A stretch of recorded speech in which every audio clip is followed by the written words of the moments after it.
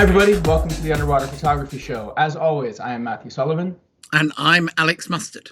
And today we're going to go over an ever increasingly popular subject with regards to underwater photography, and that is slow shutter imagery. I know I get asked about it quite a lot because a lot of my pictures I use slow shutter. Alex, you have a number of pictures that use it as well. So today we're going to go into a little bit about slow shutter image making and the best ways to do it, when to use it, when not to use it, how to get the most out of your slow shutter stuff. And I feel like we could have Nick, our mutual friend Nick Moore, on for this one, but he's probably busy editing Lembe pictures, so he's not going to be in here. But he's probably busy filing people's teeth as a dentist. But yeah. So if you'd like to just go into a little bit about slow shutter photography to start, and we'll kind of take it from there. Yeah, I think the first thing that is important to talk about in slow shutter speed is that if you dive in darker environments, you know, that might be temperate waters late in the evening or early in the morning, or deep, or into overhead environments, you often use slow and shutter speeds for pictures that you don't want to be blurry in any way.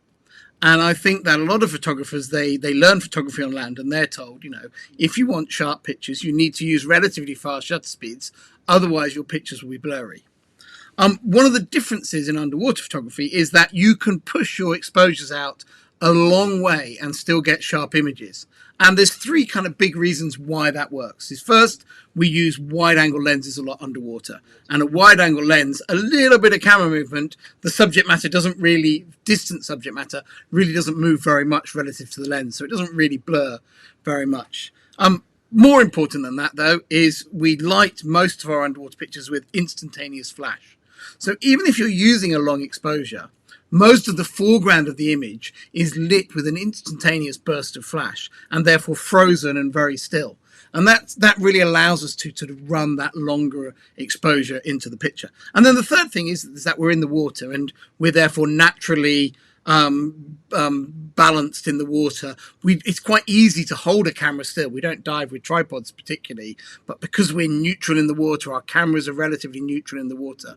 You can shoot those long exposures without generating lots of camera movement because everything is dampened down by being in the water.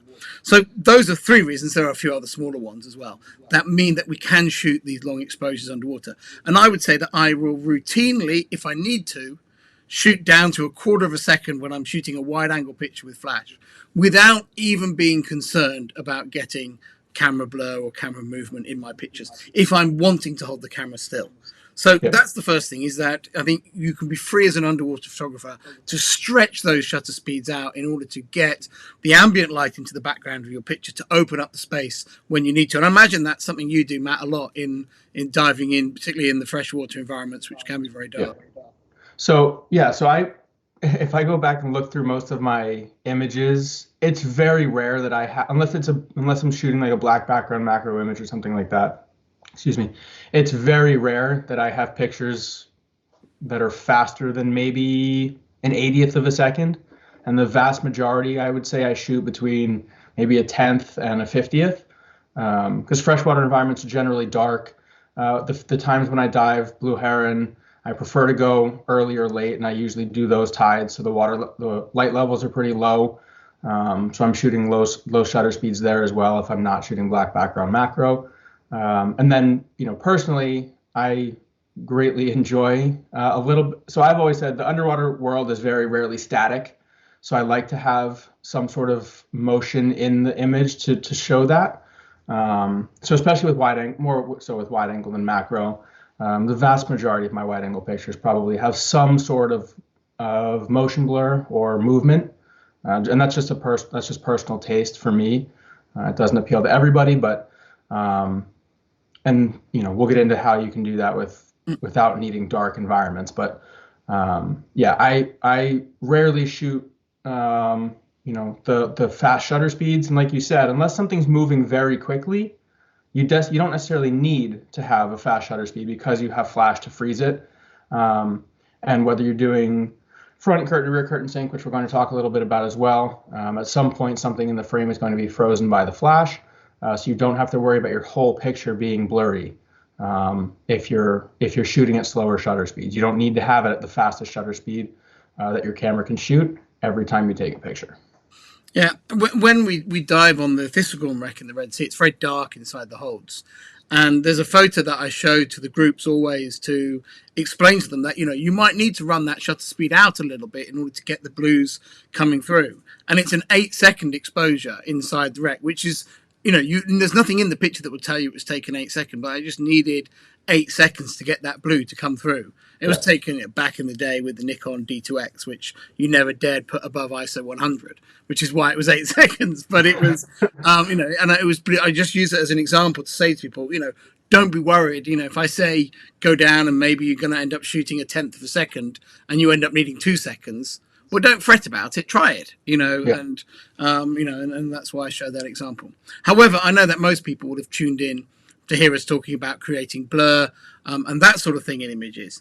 And for me, the best way to create blur using long exposures is, first of all, you need to get your camera settings so that you have a reasonably long shutter speed while still correctly exposing the blue, the background ambient light levels. And for me, the area that I'm aiming for is to be slower than a 15th of a second and probably faster than about a quarter of a second. The reason I don't go too slow with the exposures is that if you go slower than a quarter of a second, the shutter is open for such a long time, it becomes quite hard to control exactly what you want. It can be quite good for creating unusual effects, but the reality is that usually in these shots you want some sort of control to get exactly the effect you want. So I usually aim for something slower than a 15th and faster than a quarter of a second. So a tenth, an eighth of a second is a good place to be, but that's the sort of range you're aiming for, while still correctly exposing the blue. So it usually starts by dropping your ISO to a low level and maybe shutting your aperture a little bit to allow you to get those long exposures while doing those things. The other thing that's important, I always say to photographers, is also to work to the conditions. Don't be diving in the Red Sea under the desert sun in the middle of the day and decide, oh, you know what? I'm going on a nice shallow coral reef dive. I want to do long exposures now. Wait until it's cloudy. Wait till it's a heavy rain day. Wait till you're diving early in the morning, late in the day. And then do your long exposure shots. So let the conditions drive the technique rather than have to massively change what you're doing. The other thing you'll often find with these shots is you're probably going to have to turn your strobes up quite a bit as well, because you're dropping your ISO, you're closing your aperture, and therefore you need to compensate with the strobes. So they're usually quite high strobe shots in order for you to get that correct exposure on the blue with your other settings while using a long exposure. So that's kind of your basic setup. And then for me, the best way to shoot blur pictures is to use front curtain sync. And that's the standard default synchronization that you use for underwater photography. And this is when you want to generate lots of blur in the images. This often causes a lot of confusion with photographers, because typically blur shots are taught in land photography as rear curtain sync shots, where you keep the camera still, you let everything move during the exposure, and then at the end of the exposure, the flash fires and at the rear curtain of the camera, or the second curtain of the camera. And that is true if you want to keep the camera stationary. Rear curtain sync is the way to go. But most underwater photographers are interested in creating lots of blur, moving the camera. And when I'm moving the camera, I want my flash to go exactly at the moment I press the shutter. So I can nail my focus on the subject. I can nail my composition the way I want it to be. I freeze it with the flash at the beginning of the exposure. And then after that, generate the movement, whether it's camera movement, whether it's a panning movement, a spinning movement, whether it's just a random jiggly movement to create texture in the background, or whether it's a zoom blur movement. All those different types of blur shots are all created in that same way. Flash at the beginning of the exposure, movement of some sort after that event, and you're doing that all sort of almost simultaneously, and often you might just start moving before you hit the shutter, so that you get it, the exposure right, but you've got that movement before you then move the camera to create the blur. And then if you are doing a panning shot, I call this technique, I call it in my book, accelerated panning, because you want to move the camera in the direction that the animal is moving, but go faster than the subject, so that the blur comes backwards off the subject, so that it looks like it's moving forward. So you accelerate past the subject, creating blur, swooping back from the subject, so the subject doesn't look like it's swimming backwards, it looks like it's swimming forwards, leaving the blur, as it were, behind it. The reason this technique is really good is that accelerated panning gives you better blur for a number of reasons. First of all, your exposure and so your composition, your focus are absolutely nailed on because they're there when you hit the shutter. But also because you're moving the camera relatively quickly, even at it's quite a slow, quite a fast shutter speed, you generate a lot of blur in the shot. So it gives you extra blur than if you just hold the camera still and wait for the subjects to move. You often need a much longer exposure. It's much less controllable, and you need much darker conditions to begin with. So it's a very good way of generating those types of shots. And it gives you that precise control because of it. It's funny because I shoot almost all of mine with rear curtain, and I think you touched on it there at the end. Most of the places I am underwater are much darker. So I don't necessarily need to do any sort of artificial movement to get motion blur. So the vast majority of my motion blur pictures are either in springs, which we have talked about in previous episodes, are very dark, even though they're shallow, and you would think being shallow water in Florida, they're going to be bright, or in places like the Pacific Northwest with salmon and things like that, which is pretty much always dark, no matter when you're diving them or what site you're at. And part of the reason I like rear curtain, and this is just a personal thing, is because you're taking the image the flash fires at the end of the exposure, you kind of have a little bit of a surprise as to what you're going to get in the frame. So it's not like you were saying, when you use front curtain sync, you hit the shutter, flash fires at the beginning, you know exactly what the subject is going to look like, and then you can introduce the movement. If you're doing that at the end, you don't necessarily know what the subject is going to look like at the end of your exposure unless you have something that's relatively static. So rear curtain works with salmon because especially if they're headed upstream, they're kind of just hovering in one spot, and they don't move a lot. So for things like sharks, I prefer panning because they're moving pretty quickly and you can just kind of move with them and get that exaggerated motion. For things like salmon or I'm trying to think of what other good examples I have, but I've drawn a blank. They don't necessarily aren't always moving in one direction, so you can kind of freeze them then, and then it's up to the bubbles and the surface and the water and all that kind of stuff to make an interesting aesthetic for the rest of the frame. And one example we're going to talk about in a future episode is I have a picture of some largemouth bass, and it's a male cleaning out the nest. I didn't move the camera for that. I was relying on his movement to create the motion blur. And if I had shot it with front curtain sync at the beginning, he would have been sharp behind his motion blur, which would have been caught ahead of him, which would have looked super goofy.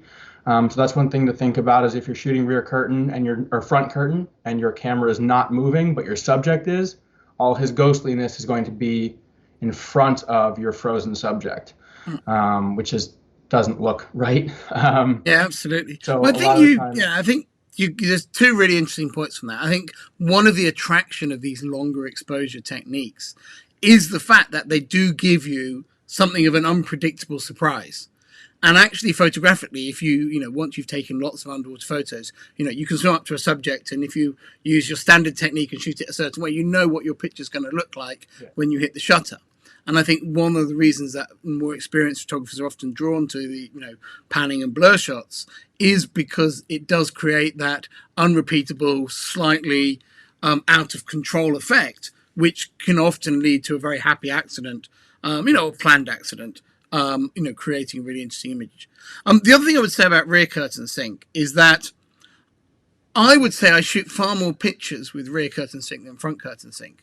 But the moment I want to create blur, I typically shoot front curtain sync. So I normally have my camera set on rear curtain sync because I'm normally holding my camera still.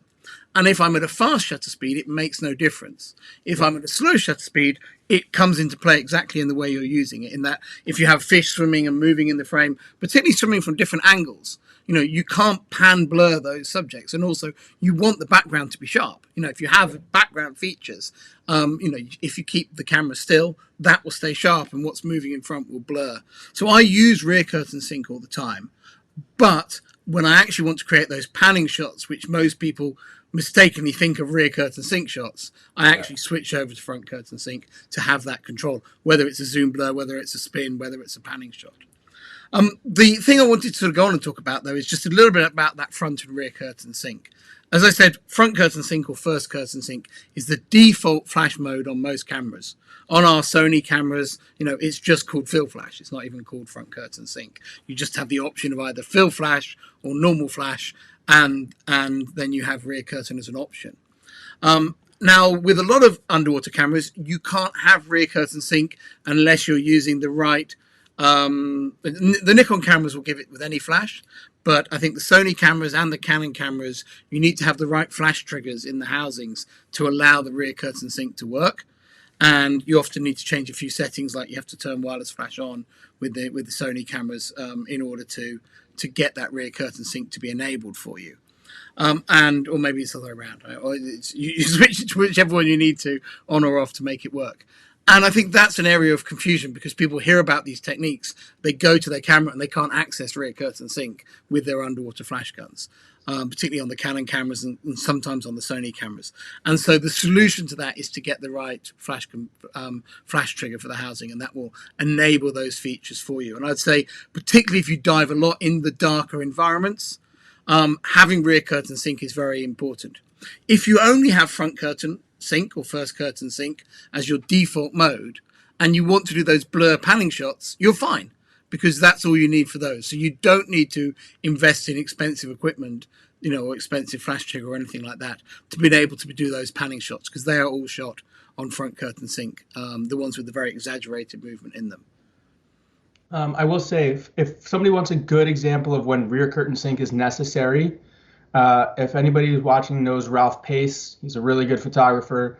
Find him on Instagram. He has an image of a bunch of silky sharks from Cuba that are all moving in different directions, and he used a very long, I think he actually used multiple flashes during a with rear curtain sync to freeze all the sharks with their motion. But it's just sharks everywhere, and it's not like 30 sharks. It's a couple sharks that came in and out of the frame. And all of the motion blur is behind them, it's a really cool aesthetic. And I imagine he would have had a nightmare of a time trying to do that with front curtain sync, if it's even possible. But that's a good example of rear curtain when it'll give you something that you genuinely probably can't get if you're using front curtain or like a normal fill flash. So it's definitely not an aesthetic for everybody, but there are times to use both front and rear for sure. And like Alex said, if it's in darker environments, like what I typically dive in, I'm always in rear curtain unless I have a very specific reason not to be. Yeah, actually, just on my last 2 trips have been to Missoul, where my camera was in rear curtain almost the entire trip. And then coming to Lembe, where I was either shooting front dominated or doing a bit of panning or something on the subjects, my camera was in front curtain the whole time. So, I switched it between the trips and was predominantly shooting quite a different way on a macro trip to a wide angle trip. Because there was no need to be on rear curtain at all, really, for the in Lembe. So I want to comment on 2 things. One, an ever increasingly popular technique now is the snooted slow shutter picture.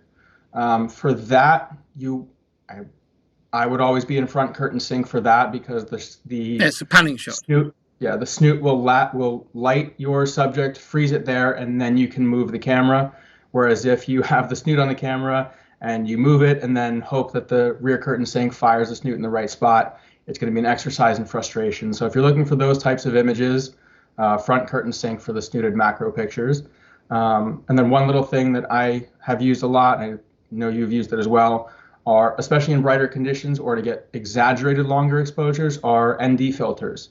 So especially if you're diving in shallow water, bright water, and you want to shoot those slower shutter speeds, having an ND filter cuts out just enough light. Well, you can get all sorts of different powers, but like a 2-stop or 3-stop ND filter can give you cut just enough light to give you to allow you to slow your shutter speed down to get the longer exposures necessary for shooting slower shutter images like sharks in bright water, shallow water, things like that.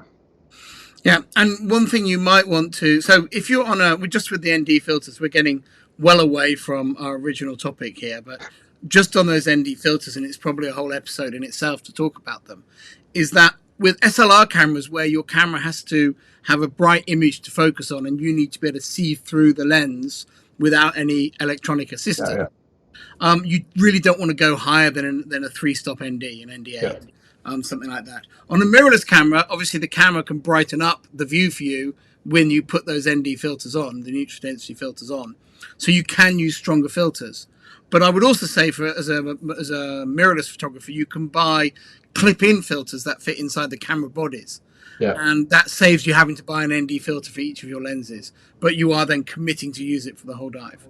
Yeah. But it's not so much of an issue with but that then makes it easier to fit it onto your fisheyes or things like that. That's what I was gonna say. Yeah. Yeah, to use the because before you'd have to use a gel filter for a fisheye and stick it in the back of the lens, which can be a pain. So having those clip-ins, thank you, Byron. He's the one who told me about those. Is really nice. And I'm looking forward to using those eventually, especially I've for got one for myself. short stuff. Have you used it yet? Yeah, but I don't really like it because I don't like the commitment to it. I'd much rather use just one. For wide angle, I'd rather wait for the conditions to be dark. Yeah. And for macro, I'd rather use a removable one so that when I find the right subject, I can put it on. That's fair. So what we tend to do is for the macro is we buy 67mm thread neutral density filters, which are just cheap ones that are not designed for underwater use, but you just keep them in your pocket for the trip. And when you need one, you screw it onto the front of the lens on the 67mm thread on the port, and then it's there for the shots you need it, and it's there, and then you don't need it when it's not there. So that's the one I tend to use the most. I did actually. I mean, someone's going to point it out to me, so I should recognise it. I do actually have an ND8 on the front of my Trirplan lens, and I did put that online. So I do also use the one on the camera as well sometimes. When I'm shooting the Trirplan, I know I'm going to be at f2.8 or dive, and I know it's sunny. I might as well put the neutral density on straight away. There's no point. Yeah. And with a mirrorless camera, it doesn't affect the focusing, so because the camera just brightens up the view to deal with it. Anyway, let's round this off by getting back to the point of shutter speeds. And I think the key thing is don't be afraid of using slow shutter speeds with flash, because you'll be surprised how sharp things are. If something's in the dark and there's bright water behind it, it won't blur anyway because there's much less light on it than there is in the bright background. So you don't have to be worried about it blurring even with these long shutter speeds, because even at a quarter of a second, there's not enough light to expose it. If the bright water at the background requires a quarter of a second to expose it correctly, you won't get blur on the foreground anyway, and you've got the flash to freeze it. The magic range for blur in panning shots and create movement is in that quarter of a second up to about a 15th of a second. And that for me, I find is really useful because it gives you a long enough exposure to get the blur, but without it being so long that it's uncontrollable. As Matthew said, I think if you're using rear curtain sync, you probably want to go at the longer end of that range. So probably slower than a 10th, maybe down to a half second or even a 1 second exposure, to let they have a bit more time for the natural movement of the subjects to play out in the picture. Yeah. Right. I'm sure we can keep talking about stop. Yes. Yeah. So thank you for watching another episode of the Underwater Photography Show. We'll be back again soon. Take care. Thanks, guys.